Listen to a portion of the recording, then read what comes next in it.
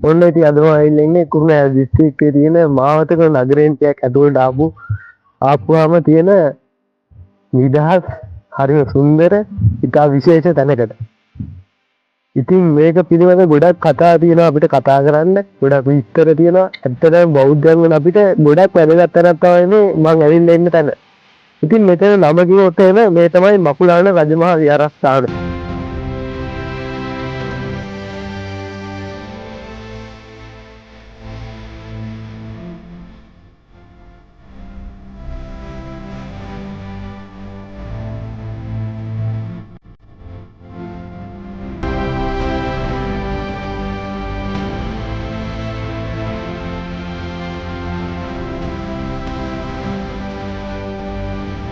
ඉතින් ඉස්සරහට යන ගමන් අපි හැම විස්තරයක්ම කතා කරමු. අපිට තව යන්න තියෙනවා ගොඩක් දුර.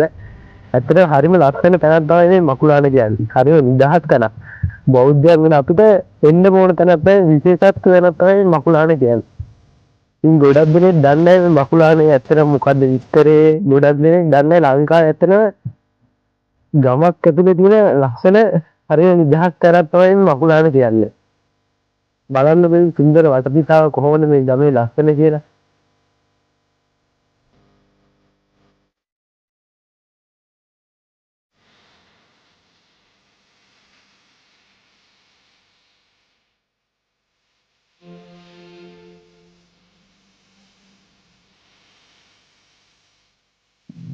එහෙනම් ඉස්සරහට යන ගමන් අපි විස්තර සියල්ලම කතා කරමු.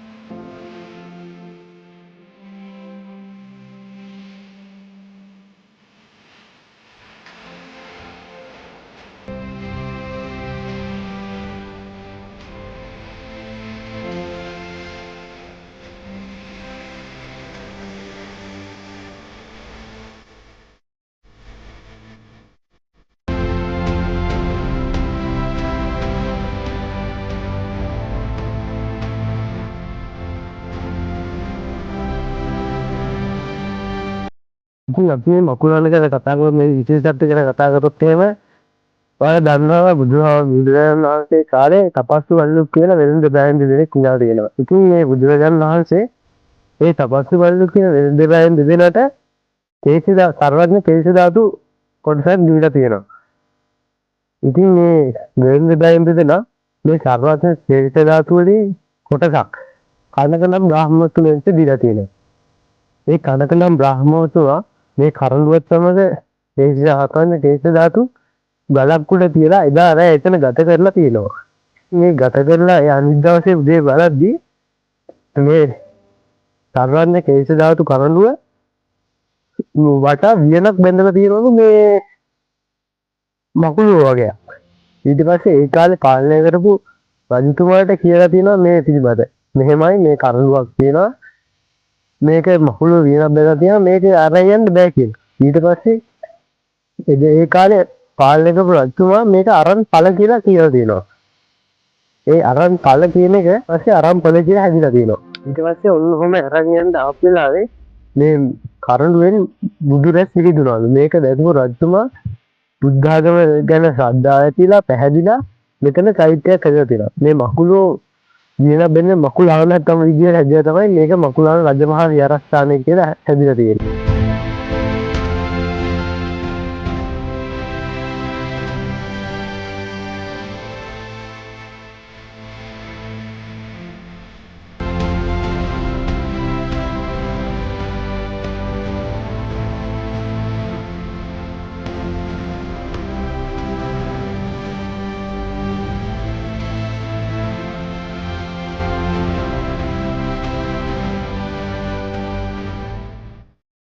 ඉතින් වීඩියෝ එක රැඳිලා ඉන්න අපි තාත් උඩට ගිහින් කතා කරමු.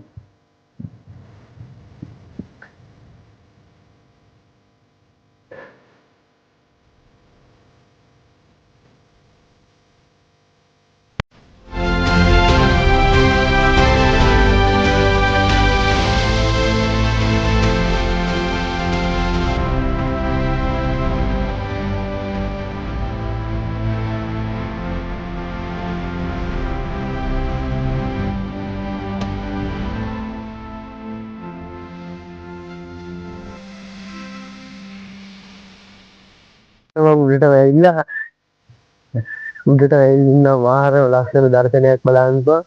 මේ තමයි මකුලාන කියන සයිට් එක.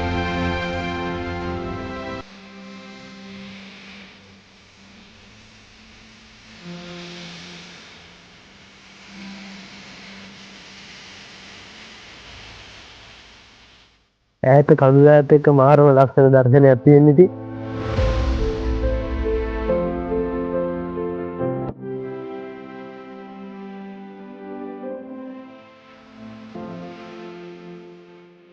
ඊටම බලා ගන්න පුළුවන් ගමයි පන්සලයි වැවයි දාගමයි කියන සංකල්පයට අනුව තමයි මේක හැදිලා තියෙන්නේ. එහා පැත්තෙන් තියෙන ගම, මෙතන පන්සල, ඒත් එක්කම බලා ගන්න පුළුවන් මේ වැවයි දාගමයි ගමයි පන්සලයි කියන එකේ ඈතින් බලා ගන්න පුළුවන් වැව තියෙනවා.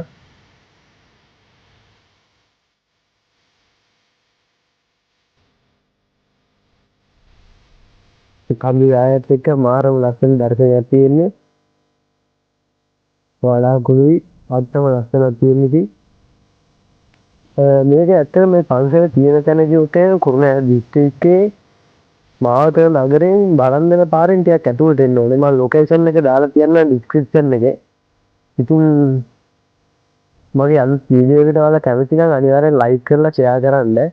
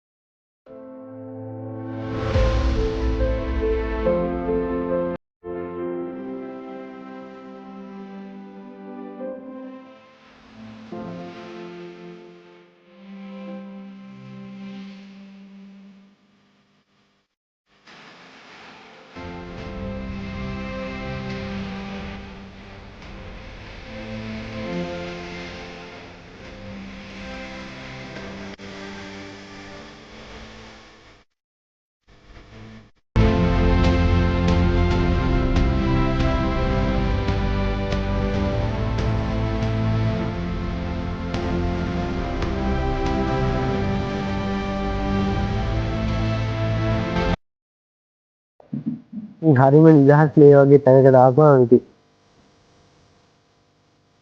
හිත නිවෙන තැනක්.